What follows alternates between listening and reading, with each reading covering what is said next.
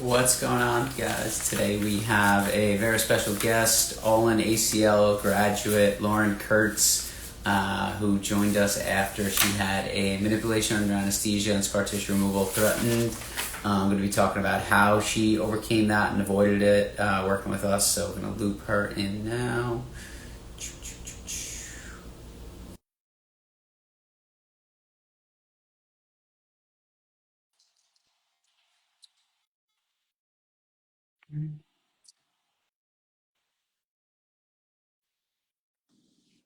What's up, Lauren? How are you? Hello, good. How are you? Very good, very good. I am glad we were able to make time for this call. I appreciate you joining me. Yeah, thanks for having me. Absolutely. So I will give you a little bit of an introduction, but most of all, I want you to introduce yourself. Lauren is one of the OG All in ACLers, one of the early adopters before we had all the testimonials and all the stories. She's someone who kind of recognized the route she was headed on in her recovery, and reached out to us and had a conversation and made a change. After there were some conversations about potential scar tissue developing, potential manipulation and anesthesia.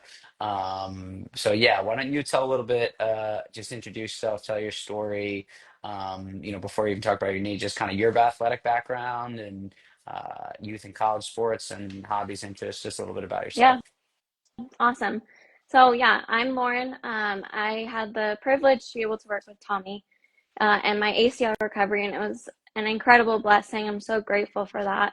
But before that, I had started um, sports all throughout my life. So I was very active in all kinds of sports. Through college, I played soccer collegiately, which was a really awesome experience. And then afterwards, after I graduated, I just was participating in everyday life, kind of the narc life, I guess you could say. um, and yeah, so I just kind of fell back on maybe not strength training as much or just here and there working out.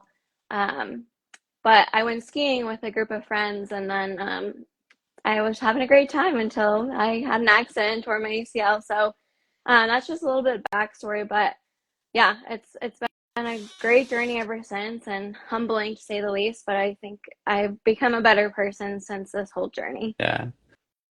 No, it's yeah, I feel like you're always super humble about your college sports, college soccer background. And Yeah. um yeah, talk a little bit about after your injury, type of surgery you had, and what that kind of post-op experience was like up until you found us. Yeah, so I tore my ACL in February. I got surgery in March of this is 2022.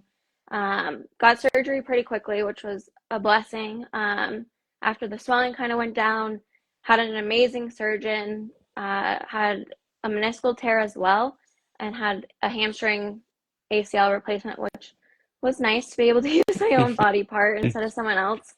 But yeah, so the journey began right then. I got into in-person PT before my surgery. I had seen other YouTube videos, and I was like, well, yeah, I need to kind of start this journey and do what I can to recover and be the best version of myself through this because I knew it was going to be long and treacherous, and I had the opportunity to kind of make it what it was for myself. So I tried to get ahead of the game before my surgery, did PT, and then had my surgery, went back to in-person PT, was doing fine there, just doing what I was told, my regular thing.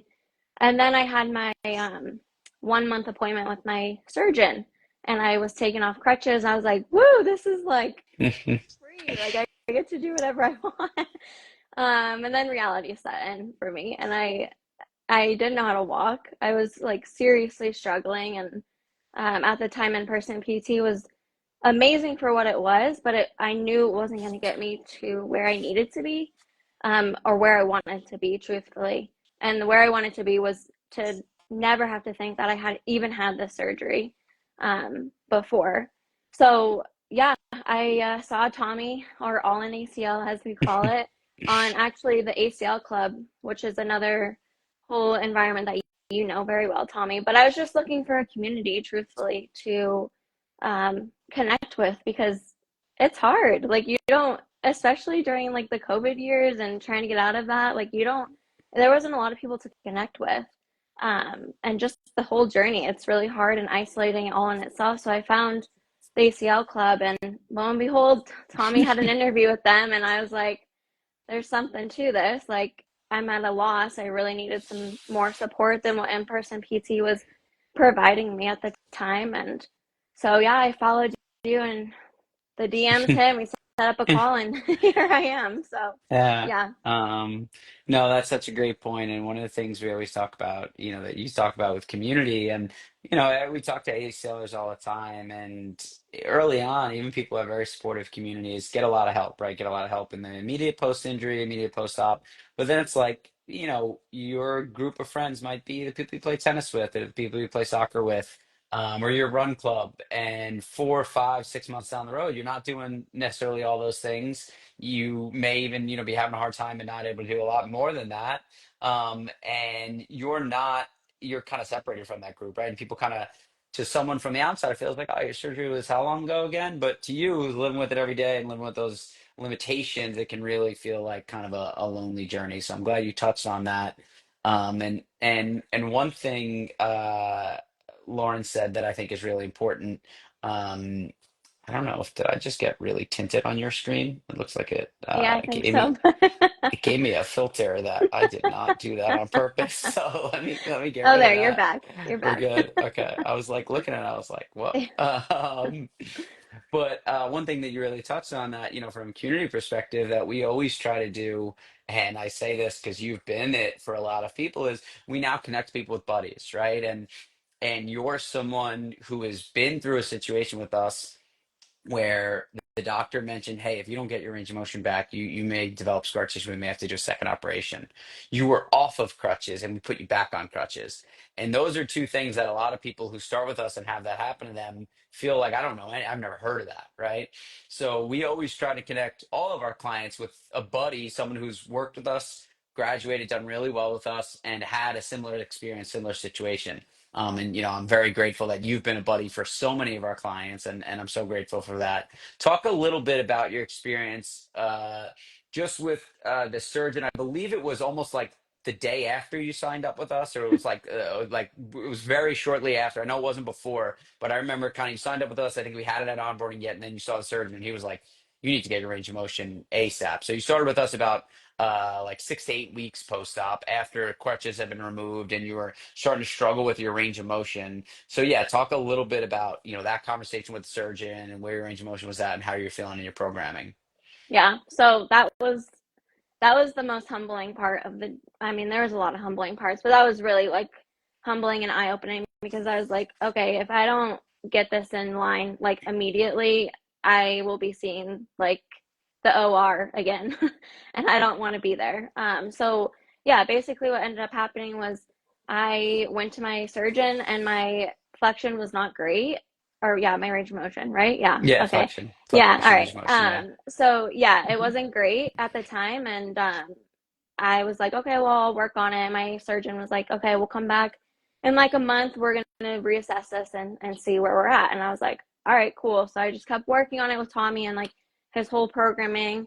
And that was when he was like, yeah, if we don't get this better by like a few months, like we're gonna have to look into getting another surgery to get that scar tissue out of the way so that we can get your range of motion to where it needs to be. And so I kid you not, like in the parking lot after that, one, I was in tears because I was like, well, I didn't even, I was just like flabbergasted, truthfully, because I was like, I've come this far, it's Uh, humbling. It's just like hard. But I literally sat in the car and I messaged you on WhatsApp. I was yeah, I like, remember it. this is like a red flag, like alert, alert. Like Yeah. I need Uh, this like fixed right now. So, um, yeah, so I let you know, and that was like probably, that was when I knew I was in the right program, uh, honestly. Like I knew going into it, but I was obviously hesitant. You don't know what you don't know. uh, And especially being online and everything's always like in person, in person.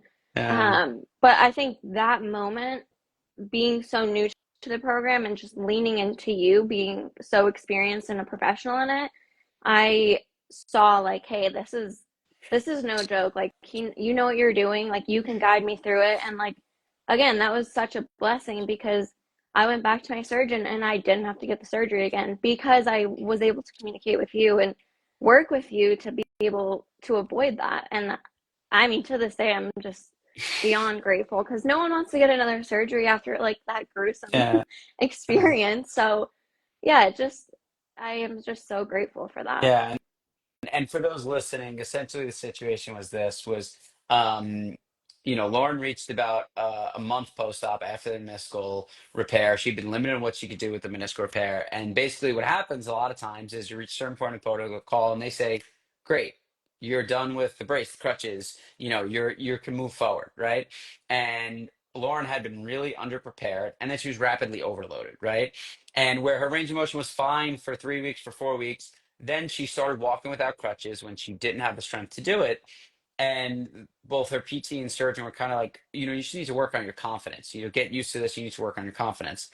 But she truly didn't have the quad strength to walk normally and to control that. And when you don't have the quad strength to control that, you start to hold your knee in a co-contracted position.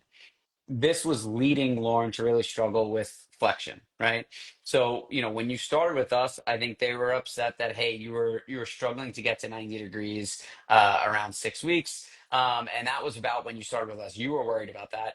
And then you followed up with the surgeon about a week or two later. And you had started with us and started making some gains, but it was only about a week's worth of gains. And you saw the surgeon, and the surgeon in that snapshot in time was like, hey, you're 8 weeks post-op, 2 months. This is not where we want it to be. You're not hitting that amount. We're gonna, need to get you may need to get surgery if you don't improve. From our perspective, we were like, hey, we need to unload you and get you strong enough to support your full body weight. And that was why we said and someone asked this in the chat, and that's why I really want to explain it.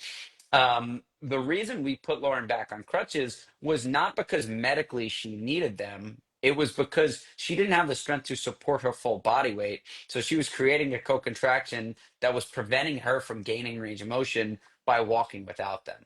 So by unweighting you and putting you back on crutches, we allowed you to gain some quad strength, let those muscles relax, and then you started to see. And obviously, we did a ton of range of motion work, and that is when you started really gaining. And it wasn't even close. I remember when you saw the surgeon, he was like, "Okay, no problem." Yeah. No, the crutches it was the best thing. It was what I needed, honestly, Yeah, because I remember distinctly when I got the freedom to be able to be off my crutches. I like walked out of that doctor's office. I was like, let's go climb a mountain. Like, yeah, let's go do everything. And then I knew immediately, like, I didn't even know how to yeah, walk, which sounds so yeah, silly, but like, I didn't know how to walk. I had no strength, like you said. And so, yeah, it was the best thing I needed. I didn't want it at the time, but like looking yeah. back, I was like, it was that slingshot, Tommy.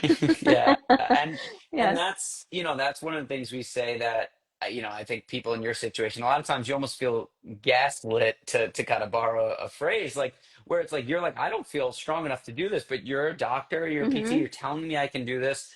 Okay, I must be able to do it. And in your case, one of the things that you hadn't really started on was the gym. You had Yeah. been doing, and talk a little bit about your kind of experience with as a former college athlete, someone like you said who had, okay, been a little burnt out and gotten out of the gym, but what you're doing with traditional PT versus what you started doing with us. Because I remember that was a big kind of point of, you were doing a lot of just the traditional PT things, right? Band Yeah. walks, bridges, clamshells, those things. And we really said, no, even though we're putting you on crutches, we're going to get you in the gym and we're going to get you loading. Yeah, I think the biggest thing that I started to notice was I didn't mind the pre-op PT because I mean I knew that I was limited. I probably could have done a lot better job, but hey, it was the thought that counted there. But afterwards, I yeah, I was having no strength training at all. So in my head, I was like, how am I ever going to be able to support myself? Like just thinking through my head during all my quad sets at PT and, a couple rubbing of my quad to break up the scar tissue, which I'm so grateful for people that are, physical therapists, but I feel like it's so important to specialize in this, similar to what you do, Tommy, and what you've created. But yeah, I was missing that. I was missing the ability to build strength and have that confidence of, okay, yeah, my knee is actually repaired. It's 100% solid, but we have to build up the muscles around it to support that. And I wasn't getting that. And then kind of on top of that was I was getting to the point of limited PT sessions. So I was like in a sort of in a panic because I'm like, okay, well, I'm not progressing in the way I need to progress. And then I'm also limited with my insurance, whatever, like number that I can go to for PT. So I was like, I have a long journey ahead. Like I can't be limited to 5 more sessions. Like this is not going to work. So Uh, that was something that was so big with your program and what you've offered, was that that wasn't a limitation. Like I uh, was able to work on my knee and my strength all overall for every single day at multiple times, throughout whenever it worked for me. yeah, So I wasn't limited to like a time. It was full freedom of like what worked in my schedule. And I just was, yeah, I just can't keep saying it enough. It was just such a blessing. I seriously mean that. Like yeah. I would, if I ever tore my ACL again, I know exactly who to come to. God willing. Yeah, God willing you Yes. don't. But yeah, Yeah. talk a little bit about that when you first reached out to us. Obviously, so much of I think what people are used to and what we do is different than what people are used to. So much of what people are used to is the protocol and traditional PT and massage to, talk about breakup scar tissue, things like that. Talk about what some of your hesitations were with joining, our online coaching and what, made you decide that it was the right move. Yeah, I think, well, honestly, which sounds kind of ridiculous, but honestly, I was at a desperate point. I was truly desperate to figure out what was going to happen, and like I knew I was hesitant with the fact it was online. Genuinely, I was like, I don't Yeah, know, like yeah, I don't know. I've never met this guy, still haven't met you, but yeah, I was yeah. like, I don't know. I don't know what your background is. I have no idea. But at the same time, like being able to see podcasts of what you've done on the ACL Club, which is a very known, you know, at least on Instagram and other websites and stuff like that, but it's very well known. And a former teammate of mine actually was part of the ACL Club. So I was like, okay, this is like real.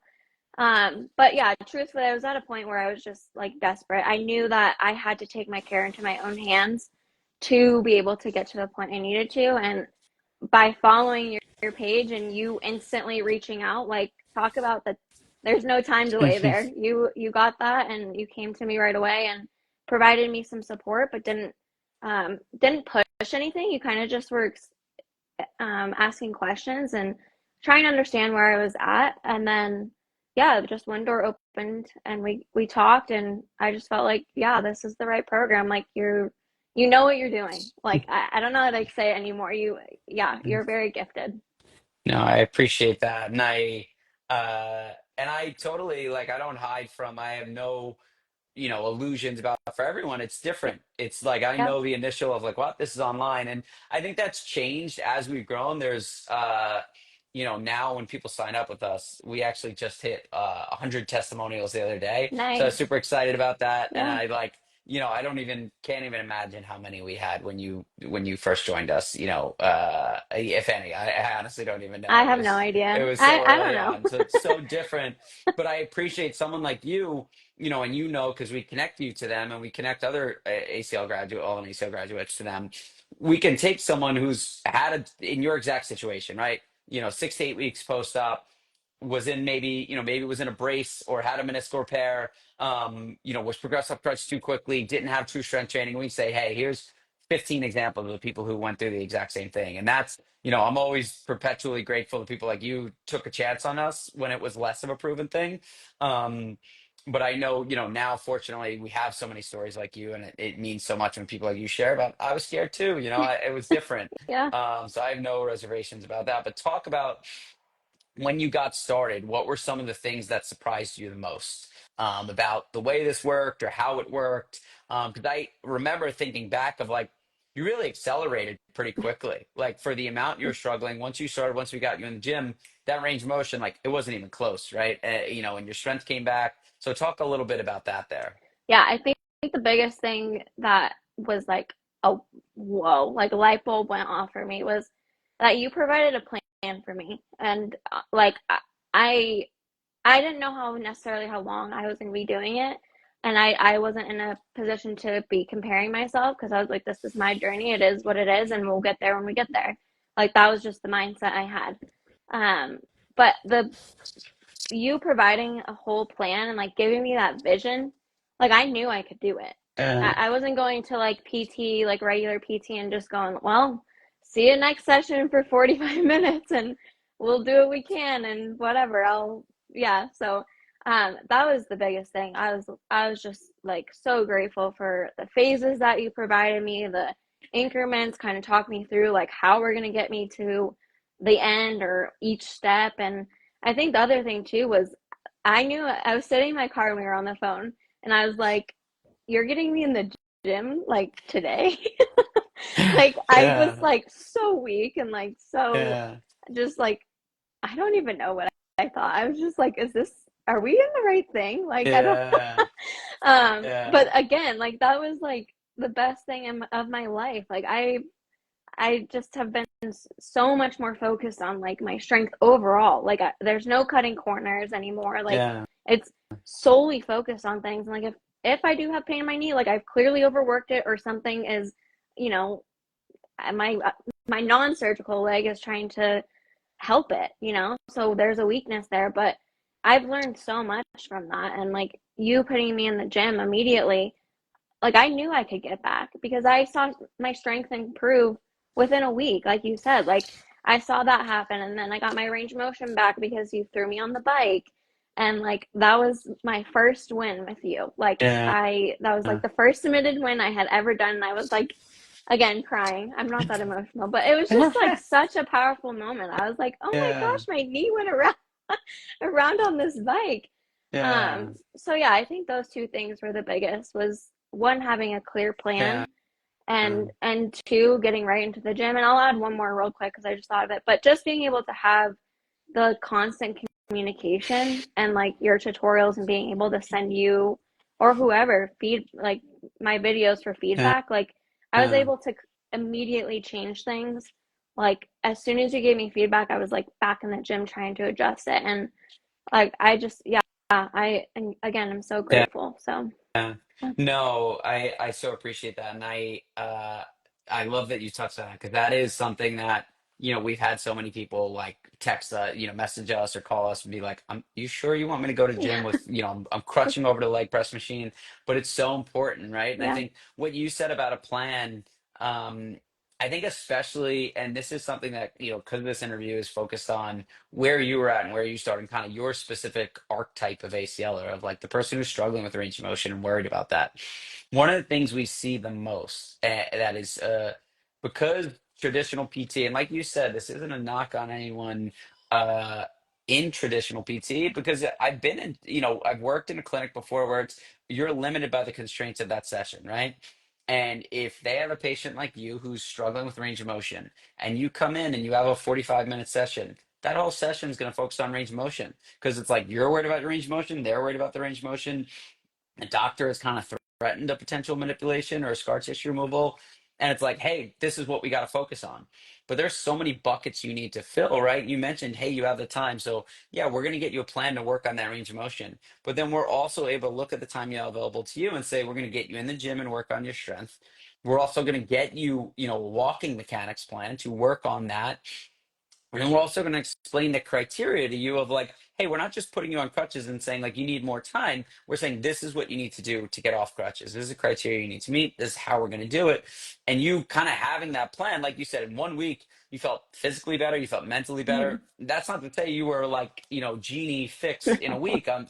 We never exaggerate or kind of pretend that, but it's like having that clarity of planning, having that clarity of understanding makes a huge day. It makes a huge difference, and I think that's really important because you're able to work different things in parallel, and they all intertwine. Where you can work your range of motion all you want, but if you're not working on strength and walking mechanics, it's not going to improve. And I think that's what this model allowed us to do with you and people like you.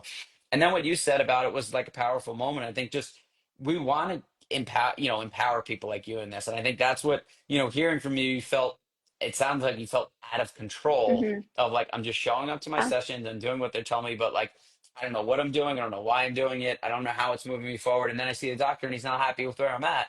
Um, we want you to understand every piece of this, and that gives you kind of the, empowerment to confidently move forward in it.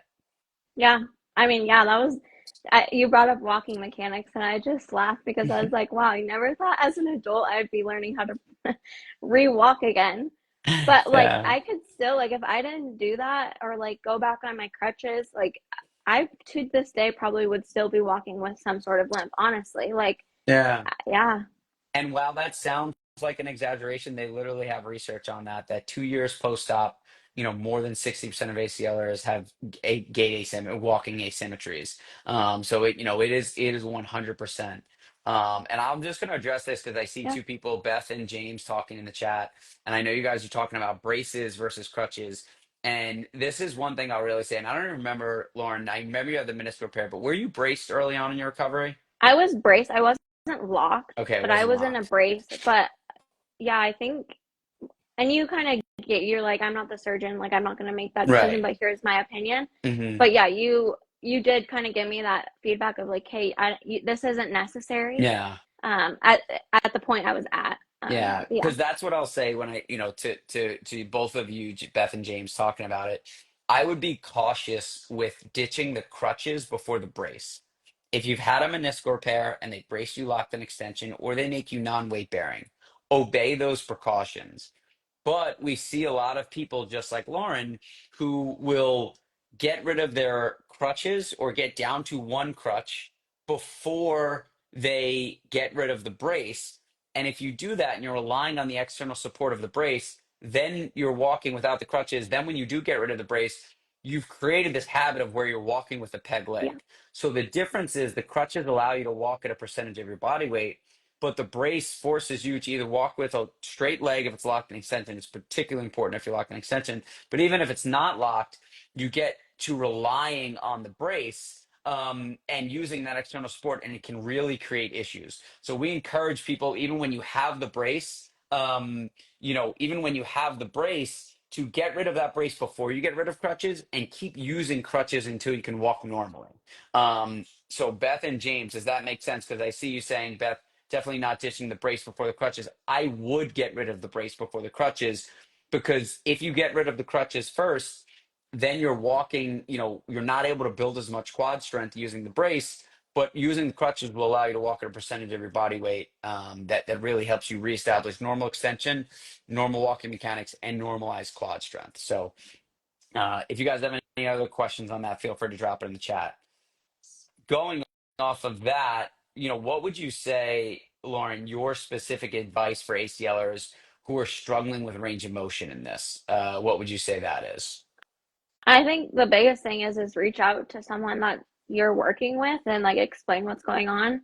And then also too, I mean, just my own experience that I've worked with Tommy on this, but one, it's not going to happen overnight. It's consistency of constantly like working on your I don't know what we did. I kept sitting on my I tried to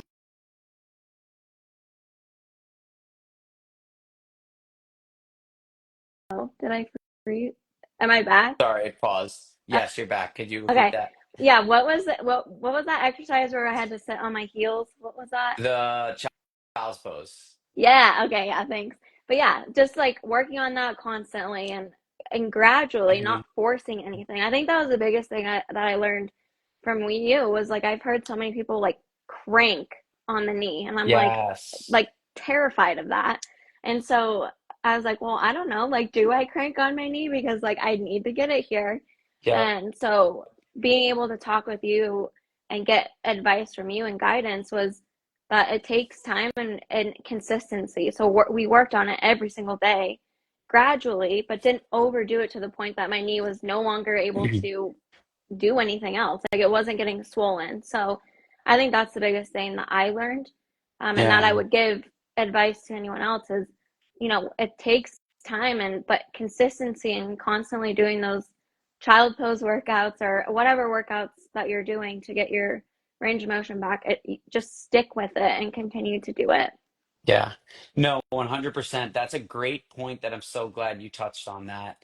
Um, because that is something we see all the time, that what I just said about that snapshot in time, that session where surgeon is worried about your range of motion, you're worried about your range of motion. PT is, what does he say? He says, I got to get her this range of motion in this session and I got to show gains, and he cranks on your knee.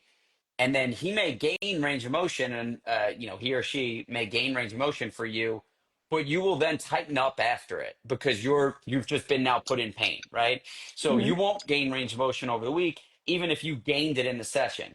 So what we talk about, and by doing it this way with a plan, saying that we're going to use your whole week to gain range of motion, and it's not this snapshot in time that you need to crank on, you need to put yourself in agony and gain now, but then you're going to tighten up later and lose it. That doesn't help us. We want to gain 1 degree, every time we do a heel slide or a child's pose throughout the day. And then we want to, keep, add that to the end and then go, and gain more the next day. And over a week, over a month, you're going to be where you want to be. But what we see a lot of people in traditional PT go through is they are on this roller coaster of, they go into PT, they crank on their knee, they gain range of motion, but then they tighten up and lose it the next day, and they show up in the same place and doing a lot of hard work, a lot of pain, and not moving forward. And that's something that I'm really glad you touched on, because that's a big thing we see a lot. Yeah, that was huge because I knew I wouldn't be going anywhere if I was Yeah. swollen and in pain. Yeah. So yeah, that was huge, and that I think that's what pushed me over is to push me over in the sense of not having to get the second surgery was Yeah. it was just gradual and we just stayed consistent with it. And I mean, it's not always fun, you know that. Yeah. But I mean, yeah, consistency is key, I think. Yeah. Talk a little bit about, I think a lot of people obviously working with us, you mentioned, hey, limits of insurance, but you still had insurance visits when you started with us, Yep. right? Obviously, what we do is outside insurance. It allows people to work through this model that we feel people need. I think some people have the question of like, what makes you feel like, what makes going outside of insurance worth it to you? Feeling like, hey, maybe I live in a big city or I live in a ski town. Shouldn't there be people local that know this? Why would I work with someone online? Talk a little bit about the pros specifically of, both this model as well as, what made you go outside of this? Yeah. So the biggest benefit was I could do it anywhere. I would go on trips with family or cruises. I know you helped me while I was on a cruise ship. Yeah. So yeah, I was still able to do my workouts. So the reason I share that is like with in-person PT, again, it's a great model, but for specifically for ACLs, in my opinion, is you need to be working on it all the time and a progression. So I was able to do that on trips and not worry about, oh my gosh, like I'm going on a 2 week trip and I'm 2+ weeks behind and I have to start over again. And then on top of that, limited with sessions. I mean, that was like the biggest thing. And then also another big thing was having to pay for, at least for me, I know it's different for everyone, but having to pay for every session, Yeah. which at the time I was like, I'm happy to do that if that's going to get me to where I want to be. But at the end of the day, like, one, I was limited. Two, I couldn't do it anywhere, and I was actively traveling with family and work and whatever. And then three, like, how can I make this my dollar go as far as it can? And so, um, everyone has to deal with money at some point, with insurance or Yeah. not. And I felt like at the time, and again, I would still do it today, is the investment was unbelievable. Like, I mean, at that point, it was like free because I was able to work on it every single day at multiple times a day whenever I wanted to, anywhere in the world I could do it. And then also have like the constant feedback all the time. So, I mean, it just completely outweighed that for me. Yeah. No, that's a great point. And I think talk a little bit about, because that was actually going to be my next question, about talking about the form feedback piece, because I think that's something that so many of our all in ACLers and graduates will talk about what a benefit that is. But it's a question we have, and we used to get it a lot, but now we post a lot about it, the work we do with that, and people see those, the slow motion video analysis we do. So we get it less, but I always like to, yeah, talk a little bit about how the feedback in this compared to, in-person feedback and just in general. Yeah, I mean, honestly, I can't even compare it to in-person PT because I wasn't in the gym. So I can't talk on that part, but with your program and being in the gym, one, I felt like, okay, I was an athlete before, like I've been in the gym before, like I know how to squat or whatever. I mean, whatever exercise you're at and the area of your recovery you're in. But you know, I had this like a little bit of confidence, like, oh, okay, like I've done this before, like I think I've got this. But being able to send videos and realizing one, I started to catch on like later on because I sent you millions of videos to get feedback. But eventually I was like, this is not right. Like I'm not doing this exercise right. But I would send it on the app and I would get feedback and it was like, you know, you actually gave me constructive feedback in the sense that I could actually fix it. It wasn't like you're doing this wrong, fix it. And I was like, okay. But you actually gave me like full on feedback, like, let's give this a try, X, Y, and Z, like full examples of things to do. And I mean, within at least a few more exercises, if not then, I was able to completely fix it. And I actually felt the difference immediately because I was Yeah, like, wow, this is actually like life changing. Like I'm actually doing this right. I think the biggest thing too is like I struggled with engaging my quad yeah, all the time throughout all my exercises. And so you were able to catch that within yeah, videos, which I was like, I don't even know how you do that, but yeah, you were able to. So yeah, the feedback was like absolutely incredible and so, so yeah, critical because yeah, I mean, I would have continued on my way and cut corners and, you know, had my knee going in or not flexing my quad and engaging it. So yeah, the yeah. feedback was, it was just a cherry on top. Yeah, no, I think that's such a good point, and I think something we talk about so much of like you can watch you walk, but again, that's a snapshot in time, right? Your PT sessions might be the same time every day. They, it might be the same days of the week. It's a the one of the problems we see is that if you might be able to walk normally for 1,000 steps, but then people say, okay, you can walk normally. Your PT may say, oh, you can walk normally. You're good to ditch your crutches, but then you go and walk Yeah. 10,000 steps and you're limping or you're losing extension by the end of the day. I think that's really important of being able to say, okay, this is what my walking looked like at the end of the day. How do we manage this? Yeah. And I think that's something that this model really allows us. I think just real quick on top of that was actually like the biggest curve for me, like learning curve was actually Hmm. walking. I remember sending like so many videos of me walking. I was like, how do I not know how to walk? Like Yeah, genuinely, it sounds so silly, but like I could not, my brain was not connecting to my leg. Like I could not yeah, figure out the walking with the crutches. I mean, I got it eventually, but it was so critical. Like I sent you weeks of videos of yeah, like this and just your feedback on that. I was able to implement it like immediately and I could see the difference. And it's just, I think about if I wasn't on the crutches again, like what I think I'd have to have a hip replacement, truthfully. No, Because, that's such a yeah, good I mean, point. seriously. And it's so funny you said that because someone put in the chat, can you guys talk about common post ACL surgery imbalances, like my hip or psoas are tight?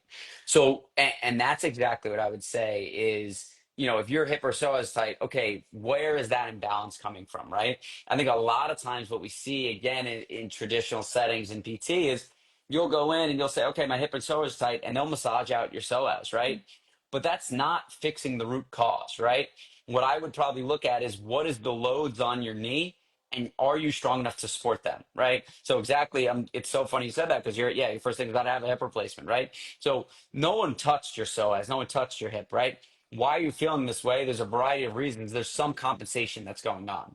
Now we'd look at how you move when you walk, how you move when you squat. If you're early on, how you straight leg raises. A lot of people use their hip flexors for that. But the problem that we see often too is it might be the dosage, right? Where you're being underprepared, you're not strong enough, your quad can't support the amount of walking you're doing. And that's really what we look at. And to be honest, we probably won't even treat your hip because massaging it out is just, a band-aid. We need to get at the root cause of it. And I think that's, really, really important. And I think you hit the nail on the head of like, you use walking as an example, and that's the first one. But then we're looking at step Yeah. downs, and we're looking at squats, and we're looking at leg raises. And then, beyond that, knee extension, leg press, hamstring curl, all of those become very important and things we really need to manage. Yeah. Um, so talk a little bit about, what were your specific results from this? And kind of what are your results now? Obviously, coming up on February, a little over 3 years Mhm. post-op, or yeah, three Yeah, years post-op. I can't believe it. But yeah, it's, yeah, 3 years post-op. And I still to this day talk about my journey to people that are interested. But it, yeah, it changed me. It in such a great way. I just am so humbled by the journey in itself. I kind of came into all in ACL with the viewpoint of like I get the opportunity to create what I want with my leg. At first, it was a really big struggle. Uh-oh. Hear me? Am I Nope, back? you're good. You're good. Okay. Okay, I don't know what you last heard, but I'll repeat it. But I think in the very beginning, before I started with all in ACL, I was I wouldn't say depressed to that extent, but just like down and struggling. And then when I found all in ACL, I kind of had this whole mindset change, and I just felt like, this is what I get to make it out of it. Like I get to, this is a blank canvas. Like I always use this analogy, but my knee is now a blank canvas. Like I can make it what I want it or I can't. Like it's all up to me, and what I get to put in it is what I'm going to get out of it.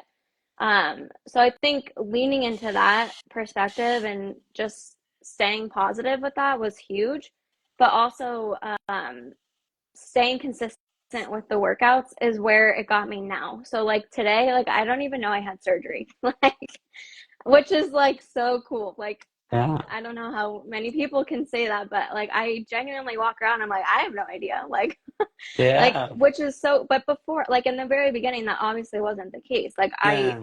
knew very well, and I was very open, like, yeah, my surgical leg, my non-surgical. Yeah. Now I'm like, my legs, like I don't know. Yeah. So When would you say you yeah. reached that point of feeling like, okay, I don't think about my knee. I'm 100%, I don't know which leg had surgery. Yeah, I think, I mean, obviously throughout the whole journey, I knew like my recovery was very focused on my surgical, but I think when one, I got off crutches just because it wasn't like Hmm. fully isolating that Hmm. knee, and two, like doing strength tests with you, like after sessions, after the 3 month session, I don't know if you still operate like that, but Totally. Yeah. after the 3 month sessions, doing the strength test and being like, whoa, my like surgical leg Um, is actually getting as strong as my non-surgical, or even at the end, like when I did my final testing with you, like my non-surgical leg was stronger than my surgical, or sorry, my surgical leg was stronger than my yeah. non-surgical leg, which was so cool. Like I never had thought that would even be a thing. Like it's always like, oh, ACL surgery, that's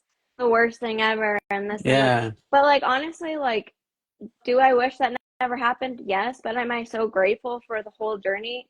100%. Like I got the Yeah. opportunity to meet you and learn so much about the gym. Like I'm confidently going to the gym, not even worrying about like if I'm doing this right or wrong, because I've had thousands of reps Yeah. of everything, from squatting to knee Yeah. extensions, hamstrings, all that fun stuff. So, Yeah. yeah, it's just overall, the whole program in itself and my journey has just made me so much more appreciative of just everything. Yeah. My knees, my body, I'm just like, it's so cool what the human body can do, Yeah. and what you can push yourself to do, obviously without, making things swollen and hurt, but you can make your body completely new. And like, that's what I have. After the program, I was a million times stronger than before, even in Yeah. college, truthfully, because like we didn't, in college, it was like you lift as quickly as you can, you get in the gym as quickly as you can, you go to practice, run sprints, all that, go eat food, and then you're like done. But Yeah. here it was like so intentional to the point that like I know when my quads engaged, or like I know when Yeah. that's working, or I know why my hip is feeling off. Like there's clearly something off in my quad or something like that. So yeah, Yeah. it's been a beautiful experience. And I at 3 years out, I'm still just, yeah, I'm so grateful, truthfully. Yeah.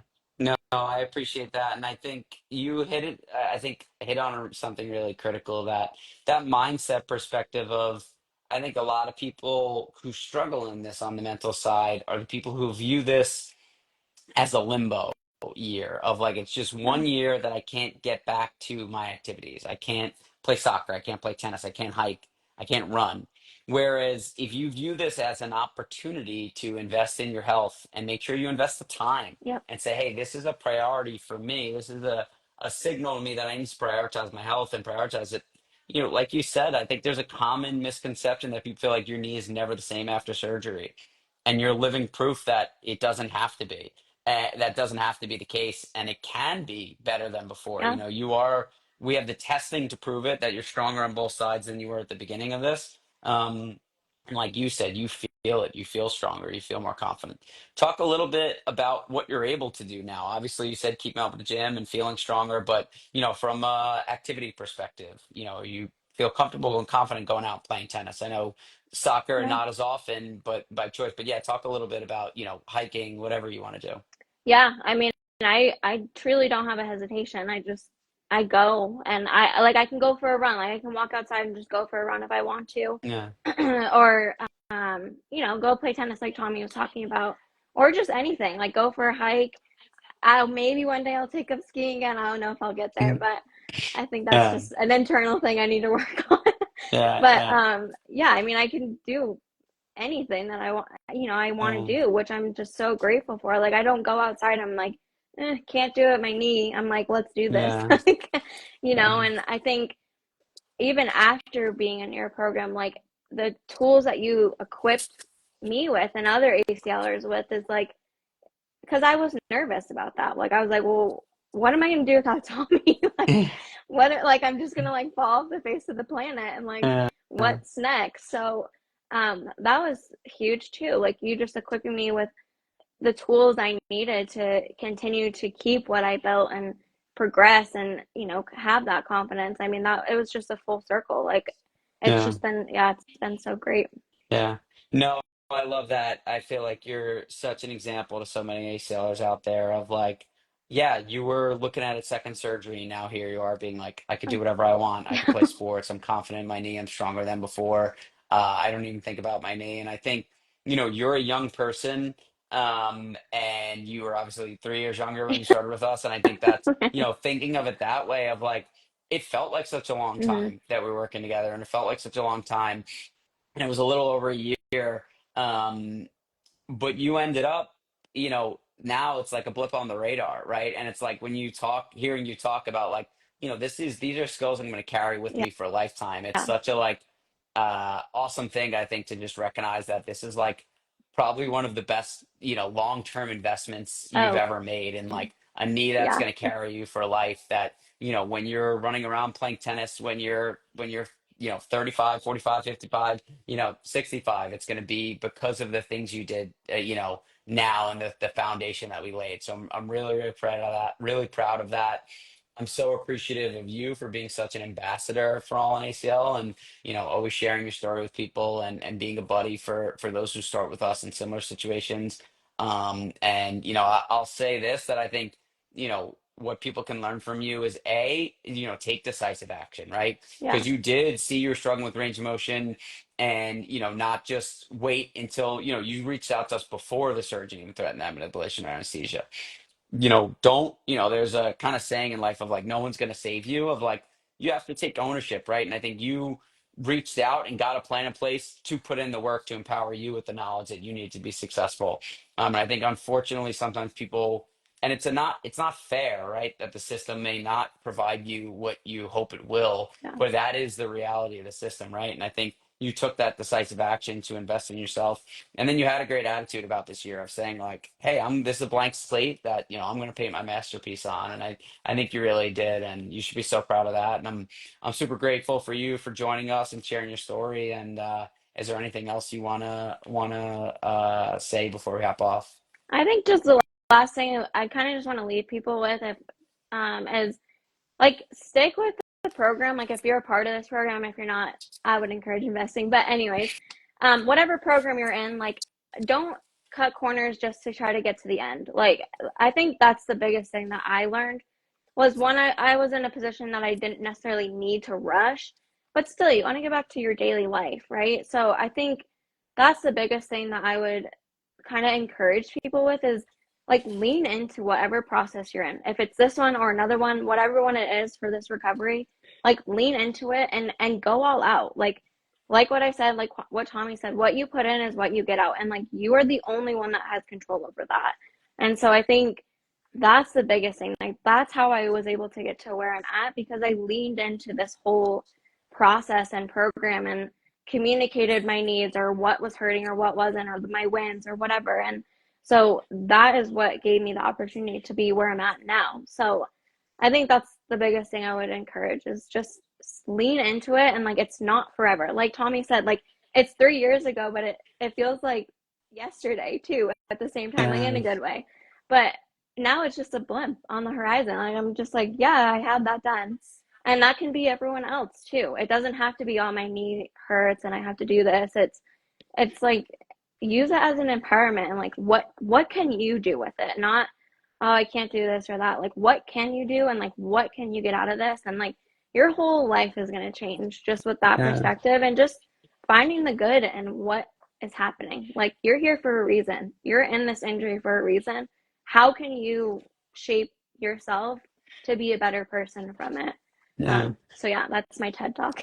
No, I love Yeah. that. And I think, everything you just said, it really matters. We've seen so many Yeah. people uh lose this recovery from the mental side, right? So I think that Yep. perspective that you shared of like, you know, trying to empower yourself, right? And not just not just saying, not kind of getting lost in the day to day, but being like, zoom out, see what you could do week over Yeah. week, month over month. And what I'll say too, because I think sometimes people, the power of positivity is real, but I also think there's realism too, right? Yep. I don't think you just showed up and said, hey, I'm going to keep doing this and I'm just going to show up with a smile on my face and I'm going to keep doing. You asked questions, obviously you Yep. made a change with reaching out to us. You got a plan, you understood, you got criteria we're working towards, and that, I think you could show up every day doing the wrong things and have a smile on your face and it might not work out right. But if you plan, you ask questions, you empower yourself with the knowledge to be successful, and then you have a positive attitude about it and you see Yeah. yourself making progress. I think zoom out to see the progress week over week, month over month really makes a tremendous difference for people. Yeah. Absolutely. Yeah, Cool. there's good and bad days, but you get to choose. Yeah, I love So, that. I yeah, so appreciate you joining me, Lauren. It was great catching up with you. I hope Colorado is treating you well, and we'll talk soon. awesome. Thanks so much, Tommy. All right, thanks a lot, Thanks. Lauren. Bye. Bye.